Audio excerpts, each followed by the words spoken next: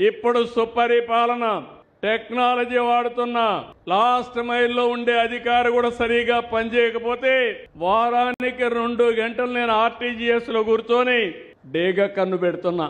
ఎవరు సరిగా పనిచేశాడు, ఎవరు పనిచేయలేదు, మీకు మెచ్చిన విధంగా చేయించే బాధ్యత నాదని మరొక్కసారి మీ అందరికీ హామీ ఇస్తున్నా.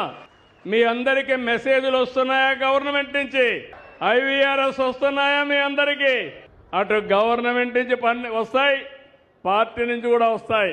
నాకు కావాల్సింది మీ సంతోషం, మీ భవిష్యత్తు. దానికోసమే టెక్నాలజీకి పదును పెట్టా, ఎక్కడికక్కడ అనలైజ్ చేస్తున్నా.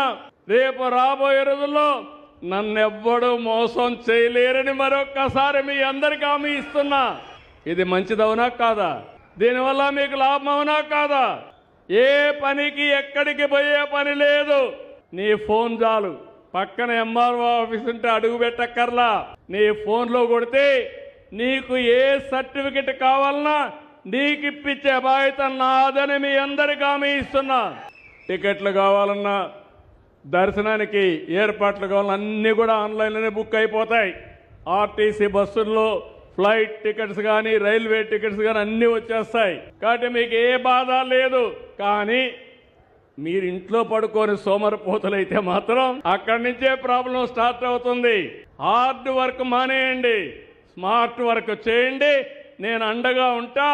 ఓసారి మీకు డౌట్ వస్తే నన్ను ఒకసారి తలుచుకొని మీ ఫోను తీసుకోండి, ఆటోమేటిక్గా పనులు అయిపోతాయి.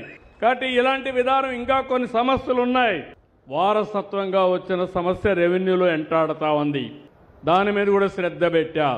అవసరమైతే కొరడా కూడా తీసుకుంటా. అది పరిష్కారం అయ్యే వరకు చేసే బాధ్యత నాదని మరొక్కసారి మీ అందరికీ హామీ ఇస్తున్నా.